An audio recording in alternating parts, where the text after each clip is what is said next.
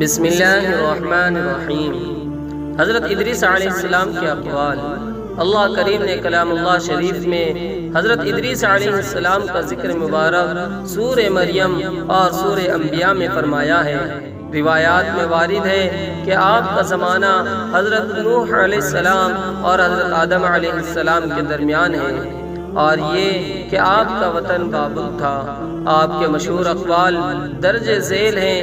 نیک کردار اور علم میں درجہ انتہا یہ ہے کہ آدمی جہالت اور بد کرداری کے قریب بھی نہ جائے۔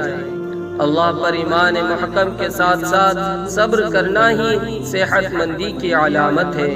تم کبھی خود کو مطمئن اور قانع نہیں کر سکتے جب تک کہ تم ضروریات زندگی کے علاوہ بھی دوسری چیزوں کے طلبگار رہو۔ اصلاح نفس اور اعمال صالحہ کے لیے نیک نیت ہونا از حد ضروری ہے۔ اپنے نفس کی نگرانی نہ کرنے والے بے سعادت کہلاتے ہیں۔ جھوٹی قسم کھانا اور دوسروں کو بھی اس فعل کے لیے آمادہ کرنا گناہ کے زمرے میں آتا ہے۔ حکمت و دانائی ہی روح کی غذائیں ہیں۔ انسان کے بس میں نہیں ہے کہ رب کی نعمتوں کا شکر ادا کر سکے جیسا کہ شکر ادا کرنے کا حق ہے۔